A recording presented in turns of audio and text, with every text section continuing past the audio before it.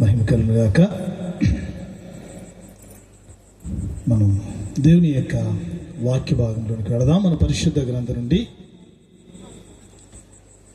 పరమగీతములు 5వ అధ్యాయము 12వ వచనం చదువుకున్నాం పిల్లరా. మన పరిశుద్ధ గ్రంథం నుండి పరమగీతములు 5వ అధ్యాయము 12వ వచనం చదువుకుందాం. చదువుతారు ఎవరన్నా? అతని నేత్రములు నదీ తీరములందుండు గువ్వల వలె కనబడుచున్నవి, అవి పాలతో కడగబడినట్టున్నవి, అవి చక్కగా తాచిన రత్నముల వలె ఉన్నవి. చాలు చిన్న ప్రార్థించేద్దాం. మహాప్రేమి కనికరం కలిగినటువంటి తండ్రి, కృపగలిగినటువంటి దేవా, ఈ రాత్రి కాల సమయంలో నా తండ్రి మీరు ప్రేమించి మీరు ఇచ్చినటువంటి ఈ యొక్క కూడికలను బట్టి నీ కృతజ్ఞతాస్తుతులు చెల్లిస్తున్నాం. నా తండ్రి ఇంతవరకు శ్రేష్టమైనటువంటి మాటల చేత బలపరిచిన దేవుడు, ఇంకను ప్రభువాని శ్రేష్టమైనటువంటి మాటల చేత ప్రతి ఉదయాన్ని సంధించి నా తండ్రి మీరే బలపరిచి మీ నామానికి మహిమకరంగాను మాకు ఆశీర్వాదకరంగాను నా తండ్రి కూడికని భారభరితమైనటువంటి నా తండ్రి పరిచర్ని దీవునికరంగాను మార్చి మహిమ ఘనత ప్రభావాలు మీరు పొందమని యేసుక్రీస్తు వారిది శ్రేష్టమైన నామమున అతి మిక్కిని గడుపుతున్నాడు వేడుకుంటున్నాము తండ్రి. ఆమేన్, ఆమేన్. మన పరిశుద్ధ గ్రంథంలో ఈ యొక్క గ్రంథాన్ని పరమగీతం అంటారు. అంటే పరలోకపు గీతం అని అర్థం. 150 కీర్తనలు రాయబడి ఉన్నాయి. పరిశుద్ధులు ఎంతోమంది ఆత్మచేత రాశారు. కానీ ఇది గీతాలకే గీతం అని చెప్పి రాయబడింది. ఎందుకని పేరంటే దీనిలో కనబడేటువంటిది ఏమిటి అంటే పరిశుద్ధ గ్రంథంలో ప్రభువారి యొక్క ఔన్నత్యం, యేసుక్రీస్తు ప్రభువారి యొక్క ఔన్నత్యం, మహిమ, శ్రేష్టత, దానితో పాటు ఆయన సంఘానికి ఉన్నటువంటి శ్రేష్టతను గూర్చి ఎంతో అద్భుతంగా రాయబడినటువంటి గీతం. కాబట్టి దీన్ని ఏమంటారంటే పరలోకపు గీతం అని చెప్పబడింది. దేవుని యొక్క వాక్యాన్ని మనం పరిశీలన చేసినప్పుడు ఇక్కడ అద్భుతమైనటువంటి మాటలు మనకి కనబడుతున్నాయి. ఏమిటి అంటే అతని నేత్రములు నదీ తీరములందుండు గువ్వల వలె కనబడుచున్నవి. ఎవరి నేత్రాలు పిల్లారంటే మీ అందరికీ తెలుసు.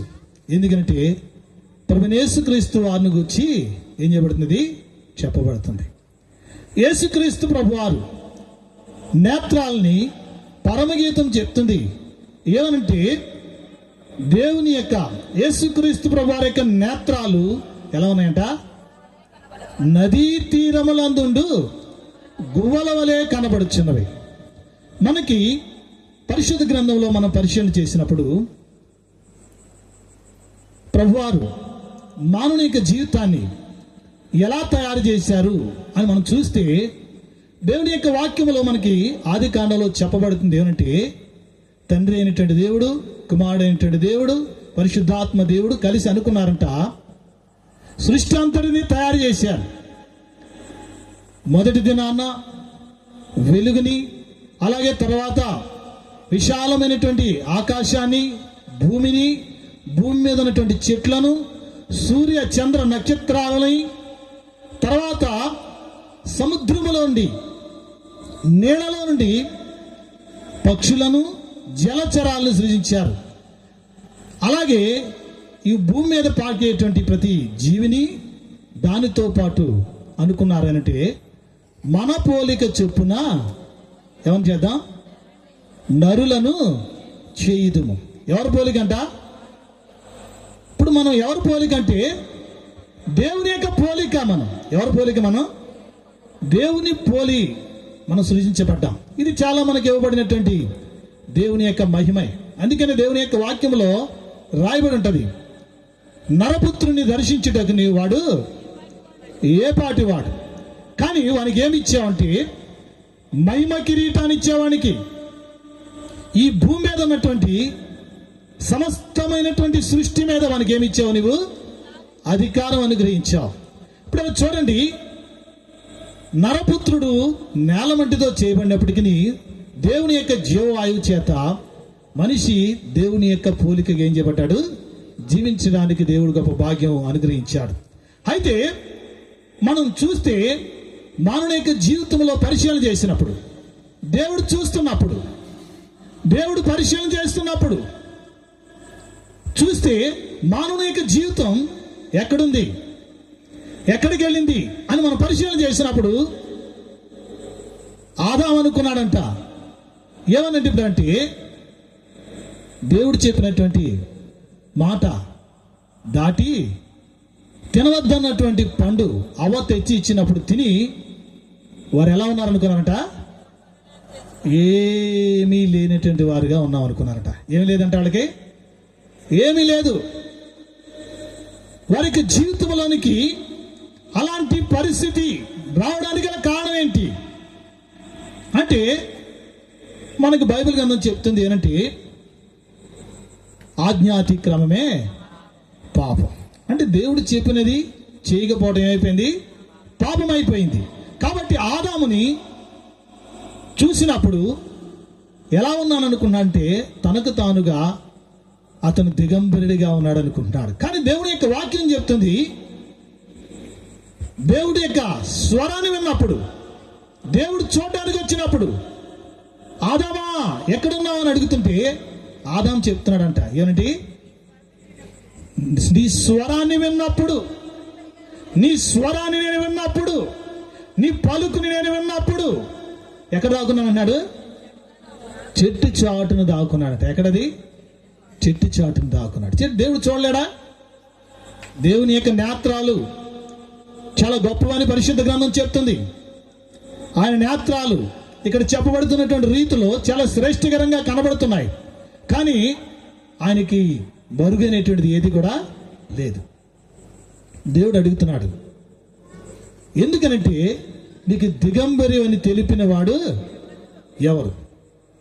కానీ దేవుడు అలా సృజించాడా? లేనే లేదు.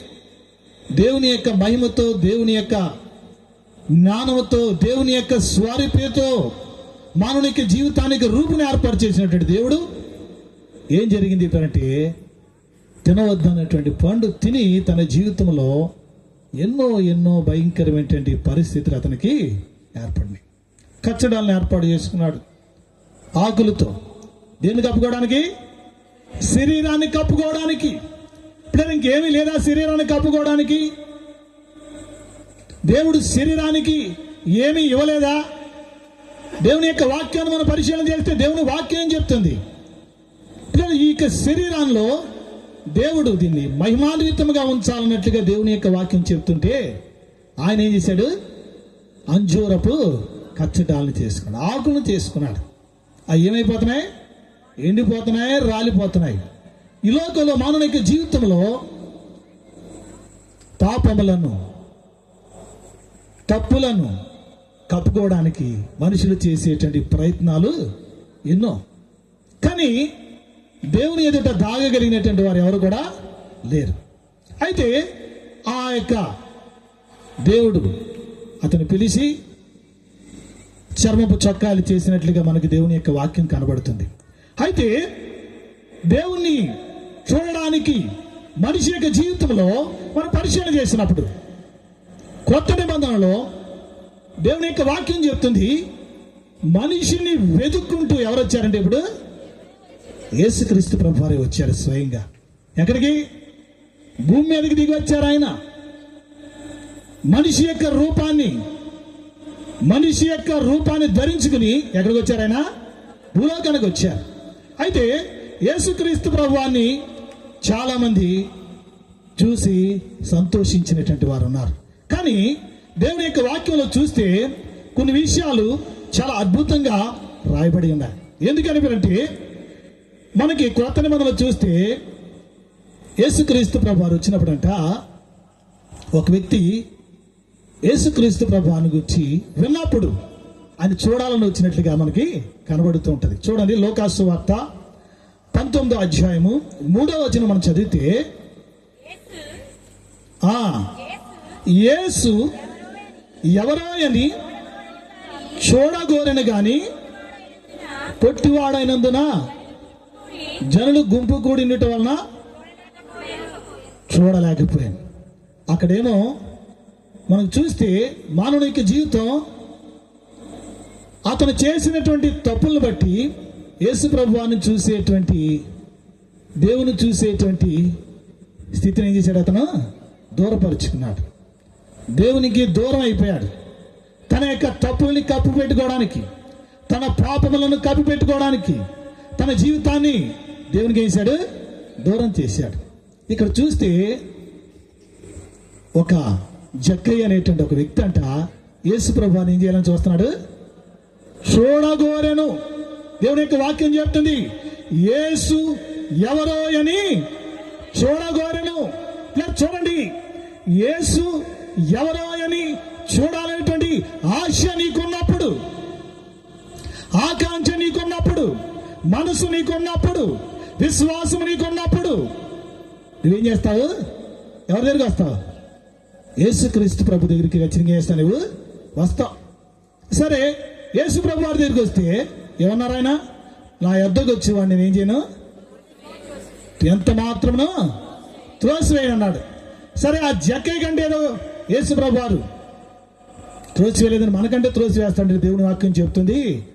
బైబిల్ అంతటిలో కల్లా శ్రేష్టమైనటువంటి వాక్యం యోహాను సువార్తలో అంటాడు ఏంటంటే, మోషే సర్పమును ఎలాగూ ఎత్తెనో అలాగే ప్రతివాడును నశింపక ఆయన వైపు చూసి రక్షణ పొందవలనని యేసుక్రీస్తు ప్రభువారు కూడా ఏం చెప్పాడంట? అలాగే కలువరి శిలువలో మానవుల యొక్క పాపముల కొరకు ఏం చెప్పారు? ఎత్తపడ్డారు. అంటే ఎవరైతే ఆయన చూడాలని ఆశపడతారో వారు ఏం చేయరంట? ఏం చేయరు? నశింపవరు. అయితే చిత్రమైనటువంటి విషయం ఏంటంటే, చాలామంది అంటారు దేవుడు నాతో మాట్లాడాడండి, దేవుడు నాకు కనబడ్డాడండి, దేవుడు నాకు ఏం చేశాడు? దర్శనం ఇచ్చాడండి అని చెప్తారు. మరి నాకెందుకు కనబడట్లేదండి అని కొంతమంది అంటారు. నాతో ఎందుకు మాట్లాడట్లేదండి? మరి దేవుడు అందరితో మాట్లాడాలి కదా. ఇప్పుడు నీతో మాట్లాడిన దేవుడు నాతో మాట్లాడాలి, నాతో మాట్లాడిన దేవుడు నీతో మాట్లాడాలి. ఆయన మాట్లాడేటువంటి దేవుడు అని మనకు తెలుసు. ఆయన సజీవుడు, నిన్న నేడు నిరంతరమును. యేసు ప్రభువు మాట అన్నారు, నా గొర్రెలు నా స్వరము వినుడు. ఏమిటాయంట? ఎవరి స్వరం వింటారు? యేసుక్రీస్తు ప్రభు దగ్గరికి వస్తే ఆయన స్వరాన్ని ఏం చేస్తారు? వింటారు, ఖచ్చితంగా వింటారు. ఆయన స్వరాన్ని వింటారు, ఆయన చూస్తారు. చూడగలమండి. ఈ మధ్య చాలామంది ఏమనంటే, యేసుప్రభుని ఎవరు చూస్తారండి? యేసుప్రభుని ఏమైనా కనబడతారా ఏంటి? వాక్యం వింటే సరిపోద్ది. వాక్యాన్ని వినేసి నీ బ్రతికి ఏం చేయాలి? మార్చుకుంటే సరిపోద్ది. దేవుని వాక్యం దేవుడు రైటే, కానీ దేవుడు మాట్లాడేటువంటి దేవుడు. ఆయన నీతో మాట్లాడాలని ఆశ కలిగి ఉన్నాడు. ఆయన నువ్వు ఆయన చూడాలని ఆశ ఉన్నప్పుడు ఆయన ఏమన్నారు? యేసుప్రభు వారు స్వయంగా చెప్పారు, హృదయ శుద్ధి గలవారు ధన్యులు. వారు ఎవరిని చూస్తారంట? మరి దేవుని చూస్తారు. మరి ఆయన పరిస్థితి ఎలా ఉందంటే, అక్కడ ఎంతో జన సమూహం ఉన్నారు. అతను స్థితి చూస్తే ఎలా ఉన్నాడంట? పొట్టివాడిగా ఉన్నాడు. దేవుని యొక్క వాక్యంలో మనం పరిశీలన చేసినప్పుడు కీర్తన గ్రంథంలో 119వ అధ్యాయంలో ఒక చక్కనటువంటి మాట ఉంది. ఏంటంటే, భక్తుడు అంటాడు ఏమనంటే, వ్యర్థమైన వాటిని చూడకుండా ఏ కళ్ళంట? ఏమండి, వ్యర్థమైనటువంటి వాటిని చూసేటువంటి కన్నులు పెట్టుకుని దేవుని చూడాలంటే ఎక్కడ దొరుకుతుందండి? ఏంటండి వ్యర్థమైందండి? వ్యర్థమైంది ఏంటండి? చాలామంది కన్నులు ఎలా ఉన్నాయి, చాలామంది జీవితాలు ఎలా ఉన్నాయో మనకు తెలుసు. సరే, కన్నులతో ఏంటండి హృదయంలో చేసేవాళ్ళు లేరంటండి. దేవుని యొక్క వాక్యంలో ఏం చేశాడు? దేవుడు చక్కగా రాశాడు. ఎందుకంటే కన్ను అంటే ఏంటండి? అసలు దేవుని యొక్క వాక్యం చెప్పింది. యేసుప్రభు అన్నారు, నీ దేహానికి నీ కన్ను ఏంటది? దీపం. ఏంటంటే అది నీ కన్ను వెలుగుమయమైతే నీ దేహం అంతా కూడా ఏమైపోద్దంట? వెలుగుమయమైపోద్ది. మరి ఈ కన్ను ఎలా ఉంది? దేవుని చూడవలసినటువంటి కన్నులు దేవుని రాజ్యాన్ని చూడవలసినటువంటి కన్నులు, దేవునితో ఉండవలసినటువంటి జీవితం ఎలా ఉంది? వ్యర్థమైనటువంటి వాటిని ఏం చేస్తున్నట? ఆయన ఎందుకు తిప్పేమన్నాడు? ఎందుకు తిప్పేమన్నాడు ఆయన కన్నుల్ని? వ్యర్థమైనటువంటి వాటిని ఏం చేస్తున్నట? చూడండి, యేసుప్రభు ఒక మాట అన్నారు. ఏంటంటే, ఈ లోకంలో అంట ఒక స్త్రీని ఎలా చూస్తే పాపమంట? మోహపు చూపుతో చూస్తే అప్పుడు ఏం చేసినట్టంట? పాపం చేసినట్టే. పాపం అంటే ఏ పాపం తెలిసేది? ఒక వ్యభిచారితో సమానం అన్నాడు దేవుడు. ఎవరితో సమానం అంట? అప్పుడే నువ్వు ఏం చేసినట్టు అంటే, ఈ లెక్కలో ఒక్క చూపుతో అంత పాపం ఉంటే ఇంకా ఏముంటుందండి? అంతా పాపమే కదండి అనొచ్చు మనుషులు. ఎందుకని? ఈ లోకమంతా దేంతో నిండిపోయిందంట. యేసుప్రభు అన్నారు, ఏమయ్యా ఒక సూచిక్రియ చేయకూడదని నేను నమ్ముతామన్నారట యేసుప్రభు. అన్నారు యేసుప్రభు అన్నారు, వ్యభిచార తరం అన్నారు. ఏ తరం అంటది? ఈ రోజుల్లో కనబడుతుంది ఏంటో తెలుసా? దేవుడు ఆ రోజుల్లో చెప్పాడు, సొదొమ గొమొర్రా లాగా ఉంటుందంట. ఎప్పుడు? యేసుప్రభు రాకడ వచ్చే ముందు ఎలా ఉంటుంది? సొదొమ గొమొర్రా ఎలా ఉంటుందో లోకమంతా ఎలా ఉంటుందంట? అలాగే ఉంటుందంట. మీరు చూడండి, లోకంలో ఎలా ఉంది ఇప్పుడు? ఎలా ఉంది? భయంకరంగా ఉంది. మీకు తెలుసా విషయం? ఎందుకని ఇప్పుడు అంటే కారణం ఏంటి? రోమీ రాసిన పత్రికలో అంటాడు ఏమంటే, వారి కన్నుల ఎదుట దేవుని భయము ఏం లేదంట. ఏమి లేదు, దేవుని భయం లేదు పిల్లరా. వారి యొక్క కన్నులకి ఇటు అటు చూసేటువంటి వ్యర్థమైనటువంటి జీవితం ఉండడానికి ఏంటంటే కారణం అంటే, వారి కన్నులకి ఏ భయం లేదంట? దేవుని భయం లేదంట. బిడ్డరా, ఎంత బాగా రాశాడు. దేవుని భయం లేదంట. నీ కన్నులకి ఏ భయం? ఒక దొంగతనం చేయడానికి వచ్చాడు అనుకోడు, దొంగోడు ఏం చేస్తాడు? మనుషులు కన్నా భయపడతాడు. ఎవడన్నా వస్తాడేమో పట్టుకుంటాడేమో ఏం చేస్తాడు? అటు ఇటు చూస్తాడు. ఇంటికి వాళ్ళు వస్తారు, పక్కన వాళ్ళు వస్తారు, ఎవడన్నా చూస్తున్నాడు చెప్తాడేమో ఏం చేస్తాడు? కానీ మరి నీకే భయం ఉండాలి? ఏ భయం ఉండాలి? దేవుని భయం ఉండాలి. అలా ఉంటే నువ్వు యేసేపు లాంటి ఏమైపోతావు? మంచి భక్తుడు అయిపోతావు. యేసేపుతో ఏంటాడు? ఇంట్లో ఎవరు లేరనుకుంటే ఎవరికి భయపడాలి? దేవుని భయపడి పారిపోయాడంట ఆయన. అంత గొప్ప వ్యక్తి. అంత గొప్ప వ్యక్తిని యేసుప్రభు పరిశుద్ధ గ్రంథంలో పెట్టాడు. అందుకనే దేవుని యొక్క వాక్యం చెప్తుంది ఏమనంటే, ఈ దినాన ప్రార్థన ప్రతి వ్యక్తికి ఏంటంటే అవసరం. ఎందుకని అవసరం అంటే, ఈ కన్నులకి వ్యర్థమైన వాటిని చూడకుండా ఏం చేయమనాలి? త్రిప్పివేయమని అడగాలి. అప్పుడే నీ జీవితంలో ఏం పొందుతావు? నువ్వు మేలు పొందుతావు. ఈ సూర్యుని కింద జరిగేటువంటి కార్యాలు ఎన్నో ఉన్నాయి, కానీ కన్ను కంటే ఏం లేదు? తృప్తి. కన్నుకి తృప్తి లేదంటున్నాడు. కన్నుకు తృప్తి లేదు. మరొక మాట అంటాడు, ఏమంటే తెలుసు అంటే, వ్యర్థమైన వాడిని చూసే కన్నులు ఒకటైతే బాగా అంటాడు ఏమంటే, లోభములు తట్టు చూసేటువంటి కన్నులు అంటే, లోభముల తట్టు చూడక నా కన్నులు నీ శాస్త్రముల తట్టు ఏంటంటే, ఇంకోటి ఏం చూస్తాయంట? ఇంకా మనం చూస్తే పరిశుద్ధ గ్రంథంలో చాలా కనపడతాయి. వ్యర్థమైనవి మనం చూస్తే చాలా విషయాలు మనకి కనపడతాయి. అయితే మనకు తెలుసు, వచ్చి గౌడి చెప్పుకున్నాం కదా, ఇంకా అవన్నీ మీకు తెలిసి ఇంకా లోకంలో జరిగేటువంటి అన్నీ కూడా ఏంటంటే వ్యర్థమైందా అండి?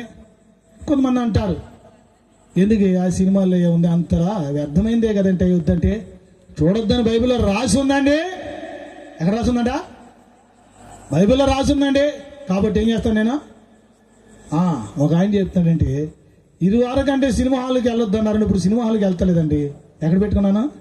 థియేటర్ ఎక్కడ పెట్టుకున్నానంట? ఇంట్లోనే థియేటర్. ఏం థియేటర్ అది? హోమ్ థియేటర్ అంట. ఏమొచ్చేసింది ఇప్పుడు? అంటే ఇప్పుడు ఎక్కడ ఉన్నది? చాలా మంది అంటారు, మాకు దేవుడు ఎక్కడున్నాడు తెలుసా అండి? ఇంట్లోనే ఉన్నాడండి. ఎక్కడ ఉన్నాడంట? గుళ్ళకి గోపురం ఎక్కడికి మేము వెళ్ళక్కలేదండి, మా ఇంట్లోనే ఉన్నాడు దేవుడు అంటాడు. ఇప్పుడు చూడండి, ఈ లోకంలో మనుషులు వ్యర్థమైనటువంటి వాటిని అనుసరించేటువంటి కన్నుల్ని కొండకూడదని పరిశుద్ధ గ్రంథం చెప్తుంది. వ్యర్థమైన వాటిని చూడకూడదని చెప్తుంది. రెండోది చెప్తుందంటే, లోపముల తట్టు కాక. ఏ తట్టు అంట? ఇంకో కళ్ళు ఏం తోటాయంట? లోభములు. మనకు పరిశుద్ధ గ్రంథంలో చాలా రాశారు. ఈ లోపాలు ఏంటంటే, మనకి దేవుని యొక్క వాక్యంలో చాలా కొత్త నిబంధనలో చాలా విషయాలు రాశారు. యేసుప్రభు వారు అన్నారు, ఈ ఐకికమైనటువంటి విచారాలు ఎలాంటివి అంటాయి, మనిషి యొక్క జీవితాన్ని ఎప్పుడు కిందకి దిగజార్చేవిగా ఉంటాయి. ఈ యొక్క లోభములు, ఈ యొక్క ధనాపేక్షకు సంబంధించిన విషయాలు, ఐక్యకి సంబంధించిన విచారాలు, ఇవన్నీ కూడా మనిషి ఎక్కడ తీసుకెళ్తాయి? అధోగతికి తీసుకెళ్ళిపోతూ ఉంటాయి. మనకు తెలుసు, చాలా మీరు స్టోరీలు వినుంటారు. మనకు బైబిల్ గ్రంథంలో చూస్తే ఏదో యేసుక్రీస్తు అయితే ఉన్నాడు. యేసుప్రభుని ఎంత కమ్మేశాడు? 30 వెండి నాణ్యాలకి. ఎన్ని వెండి నాణ్యాలకి అంట? 30 వెండి నాణ్యాలకి. ఈ లోకంలో చాలామంది ఈ లోపాలకి లోనైపోయి, ఈ లోపాలకి బానిసలైపోయి ఏం చేస్తారు? జీవితాన్నే అమ్ముకుంటున్నారు. యేసుప్రభు వారు ఇచ్చినటువంటి ఔన్నత్యం, యేసుప్రభు వారు ఇచ్చినటువంటి మహిమ, యేసుప్రభు వారు ఇచ్చినటువంటి శ్రేష్టత, యేసుప్రభు వారు ఇచ్చినటువంటి గొప్పతనం, యేసుప్రభు వారు ఇచ్చినటువంటి అధికారం, యేసుప్రభు వారు ఇచ్చినటువంటి విలువైనటువంటి స్థితిని ఏం చేస్తున్నారు? ఇప్పుడంటే ఏం చేస్తారు? అమ్మేసుకుంటున్నారు. ఎందుకని అంటే ఏదో ఏళ్ళు చూస్తున్నారు, లోభముల తట్టు. ఏ బట్టలు చూస్తున్నారు? లోభముల తట్టు చూస్తున్నారు. ఏదంటే లోభముల తట్టు.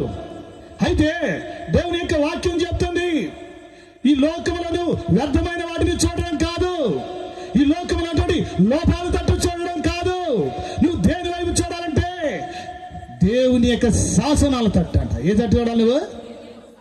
అవును, అతను ఉన్నాడంట, యేసుప్రభుని చూడడానికి ఏం చేశాడు? అతను మేడి చెట్టు ఎక్కాడంట. ఏ చెట్టు ఎక్కాడు? ఎందుకని? పొట్టోడంట. ఎవరంట ఆయన? మనోళ్ళు ఏమంటారంటే పొట్టోడికి పుట్టుడు బుద్ధులు కదండి అని అంటారు మనవాళ్ళు. ఏమంటారు? కానీ బైబిల్ ఏం చెప్తుందంటే ఎందుకు చూడలేపాడంటే పొట్టోడని ఎందుకు రాశాడండి అంటే పొడుగోళ్ళు అయితే చూసేస్తారా, పొట్టోళ్ళు అయితే చూడరని యేసుప్రభు అని లేదు. అది కాదు. ఈ లోకంలో మనిషి యొక్క హృదయం ఎలాంటిది అంటే దేవుడు చెప్తున్నాడు. కొంతమంది అంటే హృదయం ఎలా ఉంటుందంటే, కొరింథీలో ఉన్నటువంటి సంఘంతో మాట్లాడుతూ అన్నాడు, సంకుచితమైనటువంటి మనసు అంటే. ఏ మనసు అంటే? ఏ మనసు? సంకుచితమైనటువంటి మనసు, సంకుచితమైనటువంటి బుద్ధి. అందుకే దేవుడు అన్నాడు, రక్షించుటకు యెహోవా హస్తము కొరచ కాలేదు. ఎవరు హస్తము కొరచ కాలేదు? యెహోవా హస్తము కొరచ కాలేదు. దేవుని యొక్క హస్తం కొరచ కాలేదు. కానీ మనిషి యొక్క పాపములు, మనిషి యొక్క దోషములు, మనిషి యొక్క అపరాధములు, మనిషి యొక్క శాపములు దేవునికి మనిషికి ఏమొచ్చినాయట? ఏమొచ్చినాయి? అడ్డం వచ్చినాయి పిల్లరా. ఏమొచ్చినాయంట? అడ్డం వచ్చినాయి. చూడండి, మనిషి అనుకోవచ్చు తనకున్నటువంటి ఊహను బట్టి, తనకున్నటువంటి శరీర కోరికల బట్టి, తనకున్నటువంటి శరీర ఇచ్చలను బట్టి, తనకున్నటువంటి ఈ ఐకికమైనటువంటి వాటిని బట్టి దేవుని చేరలేడు. కానీ లోకంలో మనస్తత్వాన్ని తీసుకుని, ఈ లోకంలో హృదయాన్ని పెట్టుకుని, ఈ పాపిష్టి సంబంధమైనటువంటి హృదయాన్ని పెట్టుకుని దేవుని చూడటం అనేది జరగదు. ఆ బుద్ధి అలాగే ఉంచుకుని, ఆ స్వభావాన్ని అలాగే ఉంచుకుని, ఆ మనసు అలాగే ఉంచుకుని, ఆ క్రియలు అలాగే ఉంచుకుని, ఆ పాప జీవితం అలాగే ఉంచుకుని నేను యేసయ్య దగ్గరికి వెళ్తున్నాను. ఎక్కడికి వెళ్తున్నాను? యేసయ్య దగ్గరికి వెళ్తున్నాడు. ఏం చూసావు? ఒకసారి ఒక సర్కస్కి వెళ్ళారంట. ఎవరంటే 3 గుడ్డోళ్ళు. ఎక్కడికి వెళ్ళారు? సర్కస్కి వెళ్ళారంట. వెళితే సరే పాపం ఏదో సర్కస్ దగ్గర తీసుకెళ్ళారంట. తీసుకెళ్ళిన తర్వాత అక్కడ జంతువులన్నీ చూద్దాం అనుకున్నారంటాడు. చూద్దాం అనుకుంటే పాపం తగలగా ఏం జరిగింది? వాళ్ళకి పెద్ద ఏనుగు తగిలిందంట. అబ్బా ఎంత పెద్ద జంతువు అనుకున్నారట. సరే 3 దారిలో వస్తా, ఒరే ఏం చూసారా అన్నారంటే అందరూ అనుకుంటారంట ఏనుగు చూసామన్నారంట. ఏం చూసాది? ఏనుగు. అరే ఏనుగు ఎలా ఉంటుందో చెప్పరా అన్నాడంట. అంటే ఒకడు అన్నాడంట, ఎలా ఉంటుంది అంటే ఏంట్రా, మన ఇంటికాడ చెరుక్కునేటువంటి చేటను చూసావా, దాని చెవులు పట్టుకుని అంటాడు. ఏమన్నాడంటే అచ్చం చేటారా అన్నాడంట. ఏంటది? ఏనుగు ఎలా ఉంటుందంట? చేట అంట. ఈ బియ్యం చెరుక్కునే చేటలా ఉందంట. అడిగి ఏది? ఏనుగు. చే నువ్వు చెప్పింది తప్పురా అన్నాడంట. మరి ఎలా ఉంటుంది రా అన్నాడంట. గూడనంట, రే కాలు పట్టుకుని అచ్చం ఏంటంటే స్తంభం రానట. ఛీ, నువ్వు చెప్పింది కూడా ఏంటంటే శుద్ధ తప్పు రానట. సరేనా నువ్వు చెప్పరానంట. వాడనంట, ఒరే మన ఇంటికాడ ఊదుకుంటారు చూడు పొయ్యా ఒగ్గట్టం, ఒరే అలా ఉంటుంది రానంట. ఆడు ఏం పట్టుకున్నాడు? తొండం పట్టుకుని ఏమనుకున్నాడు? ఏమంటుంది అది? పిల్లరా, ఏసై అలా ఏసైని చెప్పమంటే ఏం చెప్తారు పిల్లరా? ఏసై గురించి అనుభూతులు చెప్పమంటే ఏం చెప్తారు పిల్లరా? ఏసైని గురించి చెప్పమంటే ఏం చెప్తారు? లోకానికి ఏం చెప్తారు? దేవుని తెలుసుకోకుండా, దేవుని ఎరగకుండా, దేవుని శక్తిని పొందుకోకుండా భక్తి చేస్తున్నామని చెప్పుకుంటూ మిమ్మల్ని మీరు ఏం చేయకూడదు?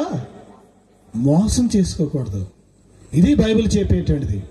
కాబట్టి అతని యొక్క మనస్తత్వం ఎలా ఉంది అంటే, యేసు ప్రభువాన్ని ఏం చేయాలి? ఎలా ఉన్నాడు? పుట్టాడు. తర్వాత ఏంటంటే డబ్బు ఉందంట బాగా. ఏముంది? చాలా మంది అనుకుంటారంటే, డబ్బు ఉంటే కొండ మీద కోతులు నేను ఎక్కడ దించుతాను? ఎక్కడ దించాడంట? కిందకి దించుతాడంట. కోతులు దిగుతాయేమో కానీ నీకు ఏంటంట, డబ్బులు గట్టలు పడేస్తే దేవుడు ఏం చేయడు? దిగి వచ్చేసేటువంటి దేవుడు కాదు. అందుకన్నాడు దేవుడు ఏమన్నాడు? దేవుడు ఎవరు కాదంట? పక్షపాతి కాడైనా లంచము. ఏమండి, ఒక అధికారి దగ్గరికి వెళ్తే మనకు పని అయిపోద్ది. ఆ పని అవ్వలేదని అనుకోండి, ఏం చేయొచ్చు వాళ్ళకి? ఏం సార్ ఏమీ లేవండి, ఏం చేయాలనంటే పడై ఏంటిది, నువ్వు ఇవ్వాల్సినటువంటి ఫార్మాలిటీ ఇచ్చావంటే నీ పని ఏమైపోద్ది? అయిపోద్ది. అది అలాంటి పని కాదు. అది డబ్బులతో అయితే దేవుడు ఏం చేయొచ్చు? నేను కొనుక్కొచ్చేసుకుంటాను. ఎవరిని? దేవుణ్ణి కొనలేవు నువ్వు డబ్బులతో. దేవుని కొనగలవా నువ్వు? ఒక అతను అనుకున్నాడంటే యేసుప్రభు వారి దగ్గరికి, శిష్యుల దగ్గరికి వచ్చి అన్నాడంటే, బాబా వరం నాకు ఇవ్వకూడదా? మీకు ఇదిగో ఈ ధనం అంతా మీకు ఇచ్చేస్తాను, నాకేం చేయండి? అప్పుడు అన్నాడు పేతురు, ఆ వెండితో పాటు ఏమైపోతాడు? గాడి సింహలు కూడా ఏమంటాడు? దేవుడు నశించిపోతామని చెప్పాడంట. ఏమైపోతాడంట? నీ హృదయం ఎలా ఉంది? ఘోరంగా ఉంది. దుర్నీతి బంధకాల్లో ఉన్నావు. నువ్వు దేవుని దగ్గర సరి చేసుకో, నీ పాపం క్షమించబడవచ్చు అని చెప్పాడంట. ఏం చేశాడు? అతను భయపడిపోయాడు. గాడి చేసి అతను అనుకున్నాడు చాలా గొప్పోడు ఈడు అనుకున్నాడు. ఎందుకంటే డబ్బు ఉంటే మరి గొప్పోడు అనకపోతే ఏమంటారు? డబ్బు ఉంటే ఏమంటారు అందరూ? అన్ని కట్అవుట్లు, జైలు ఏం చేస్తారు? వెనకాల ఒకడో, ముందు ఒకడో, పక్కన ఒకడో, అక్కడ ఒకడో, ఇక్కడ ఒకడో. ధనవంతుడికి అందరూ చుట్టాలే, కానీ దేవుడి మట్టికి నీకు చుట్టం కాడు. ధనవంతుడికి ఏమైపోతారు? అందరూ చుట్టాలే, ఊరంతా చుట్టాలే, బయటికి వెళ్ళా చుట్టాలి, ఎక్కడికి వెళ్ళా చుట్టాలే. పేదోడికి పాపం ఉన్నవాళ్ళు కూడా ఏం పోరా అంటారు కదా. కానీ దేవుడి మట్టికి ఏమన్నాడు? పేదలైన వారి దంజులు. అవును, ఎందుకంటే ఏమీ లేదనుకోండి, ఎవరు కాబట్టి నిరాధారులు తమ్ముడు తాము తమ దేవునికి. కాబట్టి ధనం చేత అతను ఏం చేయలేపాడు? ధనం అతనికి ఏం చేయలేదు, దేవుని చూడడానికి ఏం చేయలేదు. అక్కడ అర్హత ఇవ్వలేదని బైబిల్ గ్రంథం చెప్తుంది. కానీ అతను ఏం చేశాడు అంటే ఒక మంచి పని చేశాడు. అక్కడ జనాలు ఉన్నారు, జనాలను బట్టి కూడా చూడలేకపోయాడు. ఈ లోకంలో చాలా మంది అంటేనంటే ఏమి మనుషుల్ని చూస్తారు. ఎప్పుడు చూసిన ఏంటంటే ఎవరన్నా ఏమని అనుకుంటారు? ఏమనండి చర్చికెళ్తే ఎవరన్నా ఏమని అనుకుంటారండి? ఏమనుకుంటారు? నేను తప్పు పని చేయడానికి ఏం లేదంటే మనుషులకి సిగ్గులేదంట. యేసుప్రభువు గురించి సిగ్గుపడుతున్నప్పుడు, దేవుడు మహుడుగా వచ్చినప్పుడు, దూత గణములతో వచ్చినప్పుడు, కోట్లాను కోట్లు దూతలతో వచ్చినప్పుడు, నేను కూడా వాడిని ఏమంటానా? నేను ఎరగనని చెప్తాను అన్నాడు దేవుడు. ఇప్పుడు నువ్వు ఎరగనన్నావు అనుకో, దేవుడు అప్పుడు ఏమంటానంట? మనుషులు చూసి భయపడకూడదు. అతను ఏం చేశాడు? ఏ చెట్టు ఎక్కాడు? ముందుగా పరిగెత్తాడంట. చూసారా? అందుకే బైబిల్ కింద చక్కగా చెప్తుంది. ఏం చెప్తే తెలుసా? విశ్వాసములకు కర్తయు దాన్ని కొనసాగించేవాడనేటండి యేసు వైపు చూచుచు ఈ యొక్క విశ్వాసపు పందెపు రంగములో విసుగగా ఏం చేయాలంటే సనుక్కుంటూ ఓపికతో పరిగెత్తుదాము. ఎందుకంటే దేవుని సన్నిధిలో నీకేముండాలి? విశ్వాసం అనేది ఉండాలి. నీకు సులువుగా చిక్కులు పెట్టు ప్రతి పాపమును విడిచిపెట్టగలుగుతావు నీవు. ఎందుకంటే దేవుడు ఎంతో గొప్ప సాక్షి సమూహాన్ని మన ముందు ఏం చేశాడు? దేవుడు ఉంచాడు, పరిశుద్ధులు ఉంచాడు. నీతిమంతుల యొక్క సాక్ష్యాలు మనకి ఏం చేశాడు? దేవుడు ఇచ్చాడు. కాబట్టి అతను ఏం చేశాడు? యేసుని గురించి విన్నాడు. అనేక సాక్ష్యాలుగా ఏం చేస్తున్నాడు? ఆయన గుంటి వారిని నడిపిస్తున్నాడు, గుడ్డి వారికి ఏమిస్తున్నాడు? చూపునిస్తున్నాడు. అప్పుడే గుడ్డివాడు చూపు పొందారు ఇరుకో పట్టణంలో. అప్పుడు యేసుప్రభువుని చూడండి, మేడి చెట్టు ఎక్కాడు. చూసారా? ఏ చెట్టు? మేడి చెట్టు ఎక్కాడు. ఎంత ఆశ ఉంటే కదా. అందుకే నీకు కూడా ఏముండాలి? దేవుని దగ్గరికి వచ్చావుంటే నీకు ఆశ ఉండాలి. దేవుని దగ్గరికి వచ్చాంటే విశ్వాసం ఉండాలి. దేవుని దగ్గరికి వచ్చామంటే నీకు ఒక శ్రేష్టమైనటువంటి విలువైనటువంటి రక్షణ ఉందని నువ్వు గ్రహించాలి. అందుకనే దేవుని యొక్క వాక్యాన్ని చూస్తే యేసుక్రీస్తు ప్రభువారు దేవుని యొక్క వాక్యం ఏం రాయబడిందంటే, అతను ఆ చెట్టు మీద ఉన్నప్పుడు యేసు ప్రభువారు ఆ చోటుకి వచ్చినప్పుడు కళ్ళెత్తి ఎవరిని చూసినాడు? ఆయన జక్కయ్యను చూసి ఎవరు పిలుస్తున్నాడు? ఆయన జక్కయ్యా అని పిలుస్తున్నాడు. యేసయ్య ఏమి పిలుస్తాడు? పేరు పెట్టి పిలుస్తాడు. నీకు తెలుసా? నీ పేరు కూడా ఆయనకు తెలుసు. ఏం పిలుస్తాడు? మన బైబిల్ తెలుసు కదా. అబ్రహాం అని పిలిచాడు దేవుడు, మోషే అని పిలిచాడు, యాకోబుని పిలిచాడు, జక్కని పిలిచాడు. దేవుడు ఏం పెట్టి పిలుస్తాడు? నిన్ను కూడా ఏమని పిలుస్తాడు? పేరు పెట్టి నేను పిలుస్తాడు. ఎందుకని? దేవుడికి నువ్వు తెలుసు, నీ జీవితం తెలుసు ఆయనకి. పేరు పెట్టి ఆయన పిలుస్తున్నాడు. జక్కయ్యా ఏమని? త్వరగా దిగు, నేడు నేను ఎక్కడుంటాను? దీంట ఉండవలసి ఉన్నదని చెప్పినప్పుడు ఆ మాట అందరికి ఏం కలిగేసిందంట? గొప్ప సంతోషం. ఒక వ్యక్తి రక్షించబడితే కలిగేటువంటి సంతోషం ఇదే. ఒక వ్యక్తికి జీవితంలోనికి వచ్చేటువంటి మార్పు అతని జీవితంలో కనబడుతుంది. ఏమొచ్చింది? ఇప్పుడు అంటే అతని జీవితంలో గొప్ప మార్పు వచ్చింది. ఏమన్నాడు తెలుసా? ప్రభా, ఇంతవరకు లోపముల చేత జీవించాను, అన్యాయం చేశాను. ఈ సుంకపు పన్ను వసూలు చేసేవాడు కదా అతను. ఆ సుంకపు పన్ను ఏంటది? ట్యాక్స్. రోమా ప్రభుత్వం దగ్గర కొనుక్కుని వాళ్ళ దగ్గర ఏం చేస్తారు? ట్యాక్స్ వసూలు చేస్తారు. ఈ ట్యాక్స్ వసూలు చేసేవాడు ఇప్పుడు ఎప్పుడు అంతే. ఏంటంటే నువ్వు కట్టలేదనుకో, దానికి ఏం పడేస్తారు? వడ్డీకి వడ్డీ వేస్తారు. ఇంకా నువ్వు కట్టలేదనుకో, వడ్డీకి వడ్డీ వేస్తారు. ఇంకా మనకంటే చెప్పుకోనక్కర్లేదు. ఇక్కడ ఉన్న వాళ్ళు అనుకోండి, తనఖా రిజిస్ట్రేషన్ కట్టుకుంటాడు, వాడికి ఎప్పుడు కట్టుకుని ఉంటాడు, అది ఆస్తి ఆగేసుకుందామని ఆడు చూసేవాళ్ళు ఇప్పుడు ఎక్కువైపోయారు. అందుకే 10 దానికి ఏమంటాడంటే డబ్బులు ఎగ్గొట్టేస్తున్నారు కాబట్టి ఏంటంటే అది తనఖా రిజిస్ట్రేషన్ పెట్టండి అంటున్నారు. ఏంటంటే ఏం పెడుతున్నారు? ఎంతమంది ఆస్తులు, ఎంతమంది పొలాలు, ఎంతమంది భూములు, ఎన్ని రకాలుగా ఈ లోకంలో మనం అనుకుంటాం. కొంతమంది అంటారంటే వాడు అన్యాయంగా తీసేసుకున్నాడు. అన్యాయంగా ఎందుకు తీసుకున్నాడు? ఆడంటాడు నేను న్యాయంగా తీసుకున్నాను అంటాడు. ఎందుకంటే వాడు కట్టలేదు, ఇవ్వలేదు, నేను వడ్డీ తీసుకున్నాను అంటాడు. నాకు తప్పేంది అంటాడు. కానీ దేవుని యొక్క వాక్యం చెప్తుంది అతను అలా వసూలు చేశాడు. ఎందుకంటే దౌర్జన్యంగా, అన్యాయంగా ఏం చేశాడు? వసూలు చేశాడు. కాబట్టి ఏమనంటే 4 అంతులు చెల్లిస్తాను. ఇది ఎక్కడుంది? ధర్మశాస్త్రంలో రాయబడింది. ఎవరి దగ్గర అయితే ఏం చేశానో, అన్యాయం చేశానో, వాడి దగ్గర ఎన్ని అంతులు చెల్లిస్తానో? 4 అంతులు తిరిగి చెల్లిస్తాను ప్రభా అన్నాడు. సరే, అంతటితో అయిపోయిందంటే ఈ ఆస్తిని అనేకులకి ఏం చేస్తాను? నేను మంచి పెట్టగలరా? చూసారా? ప్రేమ ఎక్కడి నుంచి వస్తుంది? మార్పు పొందినటువంటి జీవితం నుంచి దేవుని ప్రేమ అనేది బయటికి వెడలుతుంది. అదే స్వరూపం, అదే ప్రేమ స్వరూపి. ఆ ప్రేమ స్వరూపి మనల్ని ప్రేమించి ఈ లోకానికి వచ్చాడు. అందుకనే దేవుని యొక్క వాక్యంలో మనం పరిశీలన చేసినప్పుడు అతను చూసినటువంటి ఆ యొక్క జీవితం మారింది. యేసు ప్రభువు చూస్తున్నారు. ఆయన నేత్రాలను చూస్తే ఎలా ఉన్నాయి పిల్లరా? దేవుని యొక్క వాక్యం చెప్తుంది, నదీ తీరములందుండు గువ్వల వలె కనబడుచున్నాడు. మరి గువ్వలకు ఉన్నటువంటి స్థితి ఏంటో తెలుసా? గువ్వలు ఏం చేస్తాయి తెలుసా మీకు? ఏం చేస్తాయి? మూలుగుతూ ఉంటాయంటాయి. ఏం చేస్తాయి? మూలుగుతూ ఉంటాయి. ఈ లోకంలో మానవుడు ఎవరైతే పాపముల చేత మూలుగుతున్నాడో, పాప భారముల చేత మూలుగుతున్నాడు, ఎవరైతే పాపముల చేత, లోకముల చేత కొట్టబడి నెట్టబడి మూలుగుతున్నారో, దేవుడు అన్నాడు, నా చెప్పారు ప్రయాసపడి ఎవరు రమ్మన్నాడు దేవుడు? అవును, యేసు ప్రభు దగ్గరికి ఒక స్త్రీ వచ్చిందంట. ఎలా వచ్చింది? కన్నీళ్ళతో వచ్చిందంట. కన్నీళ్ళతో వస్తే ఆ పక్కన ఉన్నటువంటి సీమోన్ అంటున్నాడు, ఏంట్రా ఈమె ఎవరితే? ఈమె ఏం చేస్తుంది? ఈయన ముట్టుకుంటుంది. అయినా కానీ ఈయన ఏం చేస్తున్నాడు? ఊరుకున్నాడు. యేసు ప్రభు వారు ఊరుకుంటానికి ఆమె ఏం చేసింది? ఆమె ఎంతో కన్నీరు కార్చింది. విస్తారమైనటువంటి పాపలు ఏం చెప్పండి అంట? ఆయన విస్తారమైన పాపములు క్షమించబడ్డాయి. నీ కళ్ళు ఎలా ఉన్నాయి? దేవుని యొక్క వాక్యాలు అందరికి చెప్పాం. శాసనములు తట్టు చూసేటువంటి కనులు, దేవుని వాక్యం తట్టు చూసేటువంటి కళ్ళు అతనికి ఇవ్వబడినాయి. నువ్వు దేవుని యొక్క వాక్యాన్ని అంటే నీ హృదయాన్ని సరి చేసుకుంటావు. అక్కడ రాయబడింది పాలతో కడగబడినట్టుగా ఉన్నట్టు. ఏంటంట? పాలు. పాలతో ఎవరన్నా కడుక్కుంటారని నీళ్లతో కడుగుతారు కదా. కానీ దేవుని వాక్యం చెప్తుంది పాలు అంటే ఏంటి, నీళ్ళంటే ఏంటి, అన్ని కూడా దేవుని వాక్యం వేశారు. చక్కని పూలకి పోల్చారు. ఎందుకంటే మానవుని యొక్క జీవితం దేవుని యొక్క వాక్యం చేత ఏం చేయబడాలి? శుద్ధీకరించబడాలి.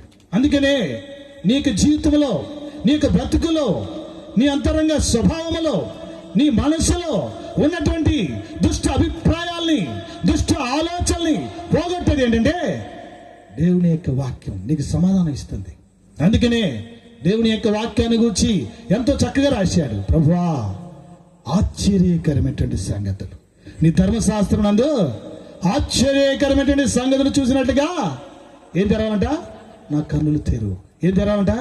నువ్వు చూస్తున్నావు అంటే నీ కన్నులు దేవుడు తెరవాలని కోరుకోవాలి. నువ్వు ఆశ్చర్యకరమైనటువంటి సంగతులు, దేవుని యొక్క వాక్యములు అనేటువంటి శ్రేష్టమైనటువంటి సంగతులు, గొప్ప సంగతులు, విలువైనటువంటి సంగతులు, మంచి సంగతులు, నీ హృదయానికి సంతోషాన్ని కలుగజేసేటువంటి సంగతులు ఎన్నో ఉన్నాయి. దేవుడు అన్నాడు, నేడైన నువ్వు తెలుసుకుంటే నీకు ఎంత మేలు, ఎంత మేలు. తెలుసుకున్నావా నీవు? గ్రహించుకున్నావా నీవు? ఏం చూస్తున్నావు? సరే, దేవుని యొక్క వాక్యంలో చూస్తే అతనికి గొప్ప రక్షణ వచ్చింది. పరిశుద్ధ గ్రంథం కూడా చెప్తుంది నేను తెలిసినటువంటి, యెహోవా ధర్మశాస్త్రం నందు ఆనందించు, దివారాత్రములు దాన్ని ధ్యానించేవాడు దాని ఎలా ఉంటాడంట? నీటి కాలువల యారున నాటబడిన ఆకు వాడక తన కాలమందు ఫలమిచ్చేటువంటి చెట్టులాగా మారిపోతాడంట. ఎలా మారిపోతాడు? రావు. నీ దేవుని వాక్యం నీళ్ళు అనుకుంటే, దేవుని వాక్యం నీ హృదయంలోకి వెళితే, దేవుని వాక్యం తోటి నువ్వు చూస్తే, దేవుని వాక్యం వైపు నీ కళ్ళు తిప్పుకుంటే, దేవుని వాక్యం వైపు నీ హృదయాన్ని తిప్పుకుంటే, దేవుని వాక్యం వైపు నీ జీవితాన్ని తిప్పుకుంటే, దేవుడు నీ జీవితాన్ని ఎలా చేస్తాడని తెలుసా? చక్కనటువంటి చెట్లు ఏ ఫలాలయ్యి? ఆత్మ సంబంధమైనటువంటి జీవితం నీకు ఇస్తాడు. ఈ లోకంలో నువ్వు ఎలాంటి జీవితాన్ని కలిగి ఉన్నావో, ఎలాంటి ఫలాలు, ఎలాంటి క్రియలు కలిగి ఉన్నావో, ఎలాంటి జీవితాన్ని నీలోండి బయటకు వస్తున్నాయో నాకు తెలియదు, కానీ దేవుని వాక్యం చెప్తుంది. నువ్వు దేవుని యొక్క వాక్యాన్ని కనుక నువ్వు చూడగలిగినట్లయితే, దేవుని వాక్యాన్ని కనుక నీ హృదయంలో చేర్చుకోగలిగినట్లయితే, నీ జీవితంలో దేవుడు ఏం చేస్తాడంట? చక్కనటువంటి సక్సెస్, విజయాన్ని, జయాన్ని దేవుడు ఏం చేస్తాడు? నీకు ఇస్తాడు. అవును, ఆయన ఎలాంటి దేవుడు తెలుసా? ఎలాంటి సమయంలో అయినా నీ జీవితాన్ని ఏం చేయగలడు? ఆయన రక్షించగలిగినటువంటి దేవుడు. ఒకసారి ఒక బొగ్గు గనుల్లో పనిచేస్తున్నటువంటి ఒక ఆయన పనిచేసుకునేటువంటి టైంలో మధ్యాహ్న సమయంలో ఆయన చేసేవాడంటే తెలుసా?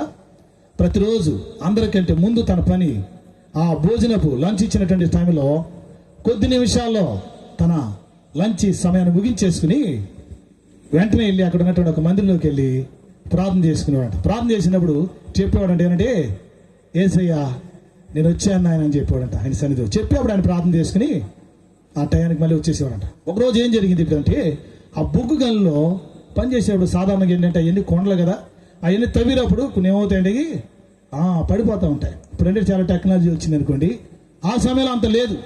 అప్పుడు ఏం జరిగిందంటే, ఆ యొక్క గోడలు విరిగి పడిపోయినప్పుడు కొంతమంది ఆ గోడల కింద ఏమైపోయారు? నలిగిపోయారు. అతను కూడా ఏమైపోయాడంటే, ఆ గోడ కింద పడినప్పుడు ఏం జరిగింది అంటే, అతని యొక్క శరీరం అంతా కూడా తెలియక అయిపోయింది. అన్ని కూడా ఎముకలు, ప్రక్కటింపులు అన్ని కూడా అయిపోయి పేగులు బయటకు వచ్చేసింది. ఎక్కడెక్కడ హాస్పిటల్ తీసుకెళ్ళి ఇతను కూడా పెట్టి చెప్పారంట ఏంటంటే, కొన్ని గంటల వరకు ఇతని గురించి ఏం చెప్పలేము, ఇతను బ్రతకడని చెప్పారంట. ఆ సమయంలో అదే మధ్యాహ్నం సమయం వచ్చిందంట.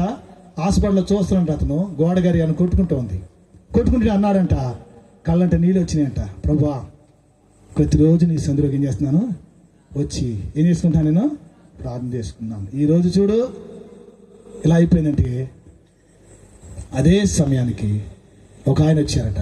ఆయన అనుకున్నాడంట, డాక్టర్ గారంట అనుకున్నాడంట. ఆయన చూస్తూ నవ్వుతా ఉన్నారంట. ఆయన నవ్వుతున్నాను చేపు ఆయనకి ఎవరబ్బా, ఈయన ఎవరై ఉంటారబ్బా, ఏ డాక్టర్ గారు అయి ఉంటారు, ఎవరు అనుకుంటానంట. అనుకోగానే అయిపోగానే చెప్పారంట ఆయన, నేను యేసుని ఏం చేశాను, వచ్చింది. అయ్యా నువ్వా అన్నానంటే లేచిపోయి. ఈ ప్రక్కటి ముక్కులు ఇవన్నీ కూడా ఏమైపోయినాయి, మొత్తం కలిసిపోయినాయంట. ఇప్పుడు ఈ యొక్క కుట్టినటువంటి అన్ని కూడా సెటెడ్ అయిపోయినాయంట. అతను వెళ్ళి యేసయ్యా అని వాడికి అయిపోయాడు. ఆశ్చర్యకరమైనటువంటి కార్యాలు చేసే దేవుడు. దేవుని తట్టు నువ్వు చూసినప్పుడు మనం ఆయన తట్టు తిరిగితే మన తట్టు ఎవరు తిరుగుతారు? ఆయన మన తట్టు తిరుగుతాడు. నీ జీవితాన్ని చాలా గొప్పగా ఏం చేస్తాడు, మార్చి చేస్తాడు. అక్కడ ఎన్నో శ్రేష్టమైనటువంటి విషయాలు దేవుడు రాసి పెట్టాడు. అయితే నువ్వు తెలుసుకోవాల్సినటువంటి సత్యం యేసుక్రీస్తు ప్రభు నువ్వు తెలుసుకోవాలి. నువ్వు ఇంకా యేసుక్రీస్తు ప్రభుని ఎరగినటువంటి జీవితంలో ఉండకూడదు. నువ్వు ఆయన ఎలాంటి వాడు, ఎటువంటి వాడు, ఎలాంటి శక్తిమంతుడు, ఎంత గొప్ప దేవుడు. నీ జీవితంలో రక్షణ కలిగినప్పుడే నీకు అదేమవుతుంది, తెలుస్తుంది. నువ్వు ఆయన గురించి నీ జీవితం ద్వారా ఏం చేస్తావు? అనేకులకి చాటింపగలుగుతావు.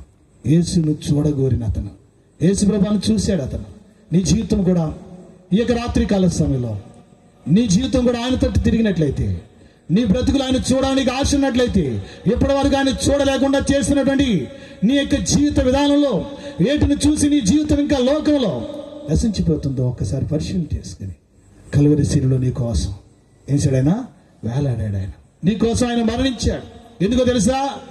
ఆయన యొక్క కనులు ఎంతో మంది జీవితాలు బాగు చేసినాయి. ఆయన యొక్క చేతులు ఎంతో మందిని స్వస్థపరిచినాయి.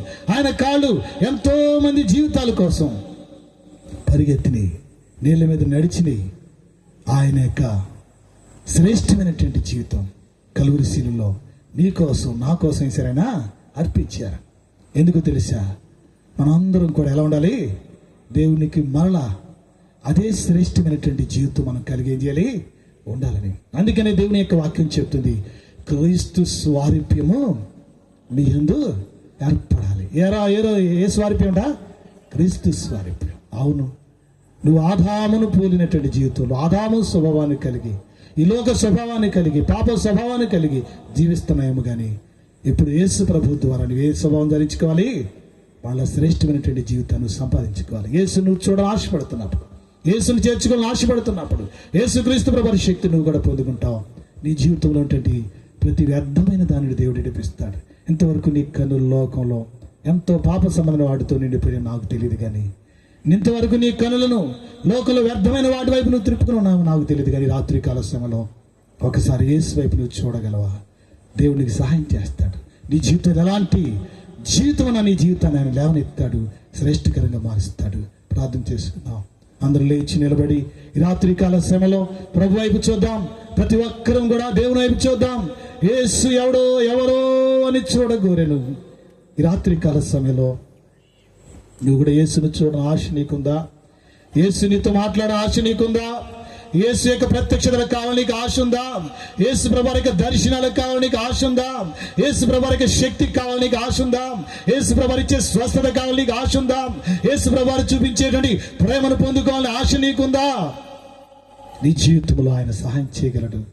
ఆయన నమ్మదగినటువంటి దేవుడు.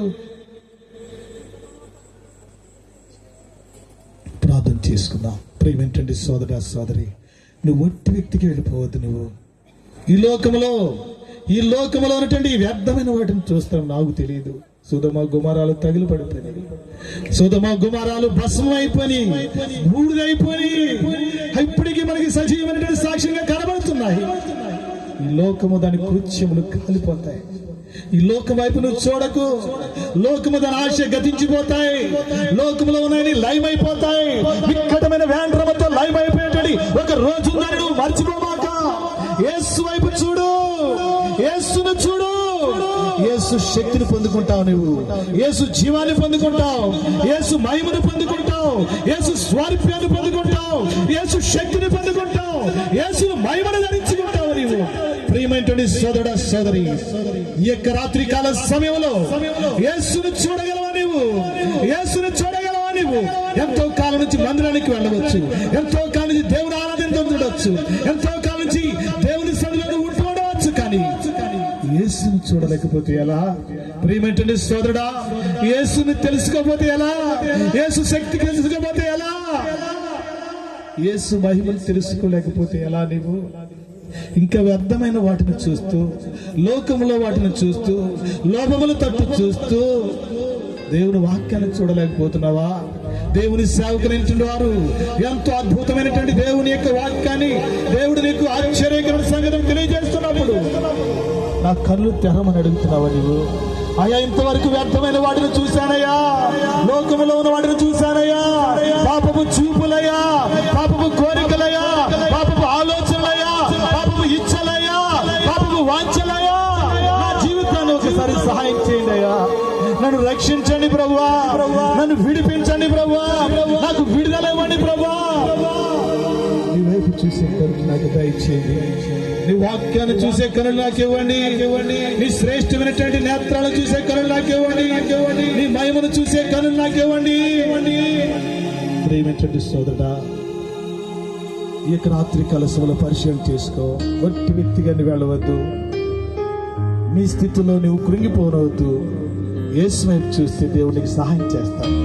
నువ్వు ఏ స్థితిలో ఉన్నా కానీ ఆయన లేవనెత్తాడు. ఆయన సహాయం చేస్తాడు. ఆయన సహాయకర్త, ఆయన రక్షణకర్త, ఆయన ప్రేమ కలిగినటువంటి దేవుడు. ఆయన పిలుస్తున్నాడు ఆయన దగ్గరికి రమ్మని. నేను ఆయన త్రోసివేయడు. రాత్రి కాల సమయంలో పరిశీలన చేసుకుని ఒకసారి నీ హృదయం దేవుని వైపు త్రిప్పి, నీ మనసు దేవుని వైపు త్రిప్పి, యేసయ్యా నువ్వు నాకు కావాలయా, యేసయ్యా నువ్వు నాకు కావాలి, నా ఇంటిలో మీరు ఉండాలి, నా బ్రతుకులో మీరు ఉండాలి, నా కుటుంబంలో మీరు ఉండాలి, నా బిడ్డల జీవితంలో మీరు ఉండాలి అని నువ్వు పరిశీలన చేసుకుని ప్రార్థన చేసుకో. యేసయ్య నీకు సహాయం చేస్తాడు. నీ జీవితానికి ఆయన గొప్ప రక్షణని ఇస్తాడు. ఆయన నిత్య జీవాన్ని ఇస్తాడు. ఆయన గొప్ప స్వస్థతని ఇస్తాడు. గొప్ప కార్యాలు నీ జీవితంలో చేస్తాడు. ఆయన మహిమ కలిగినటువంటి కార్యాలు చేస్తాడు. నువ్వు ఉన్నటువంటి ఎలాంటి ఊపిలో అయినా ఆయన లేవనెత్తగలిగినటువంటి దేవుడు. ఎలాంటి పాపపు ఊపిలో ఉన్నా లేవనెత్తగలడు. ఆయన లోకంలో ఎక్కడ కూరుకుపోయినా పైకి లేవనెత్తగలడు. ఆయన సజీవుడు, ఆయన సర్వశక్తిమంతుడు, ఆయన పరిశుద్ధుడు, ఆయన మహిమ కలిగినటువంటి దేవుడు. ఆయన నీ కొరకే చూస్తున్నాడు. ఆయన నీ కొరకు ఆయన చూస్తున్నాడు.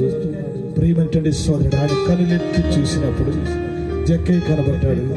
ఆయన ఈ రాత్రి కాల సమయంలో చూస్తున్నాడు. నీ ఎలాంటి జీవితం కలిగి ఉన్నావు దేవుడు చూస్తున్నాడు కనుక రాత్రి కాల సమయంలో పరిశీలన చేసుకుని ప్రార్థన చేసుకున్నాం.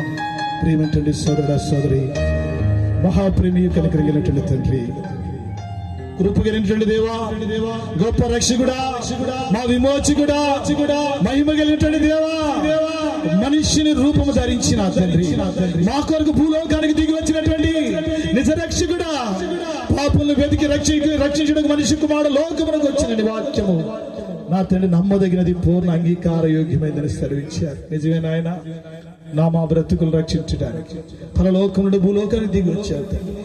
మా వైపు చూస్తున్నట్టు దేవుడు తండ్రి, మేము ఎక్కడున్నా కానీ చూస్తున్నావు తండ్రి. చెట్టు పైన, చెట్టు కిందన్నా, చెట్టు చాటునున్నా, ఏ బ్రతుకులో ఉన్నా చూస్తున్నటువంటి దేవుడు కనుక నా తండ్రి మమ్మల్ని రక్షించే సమర్థుడు ఆయన. నీ హస్తం కురచకాలేదు నా తండ్రి.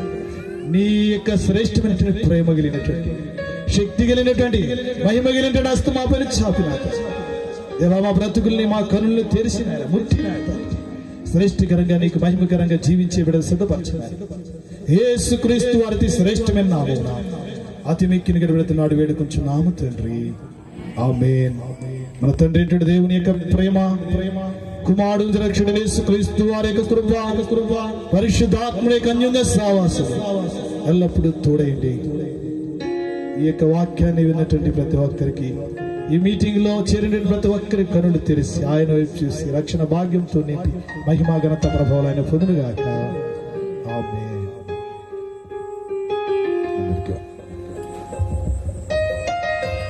ఇంతవరకు మనకిచ్చిన దైవజనుల వర్తమానం బట్టి దేవుడికి మహిమ కలుగును గాక. మరి అలాగే శ్రేష్టమైన వర్తమానం తెలియపరిచిన దైవజనులకు వందనాలు. మరి అటు రీతిగానే మరి రేపు ఉదయకాల సమయంలో 10 గంటలకి మళ్ళా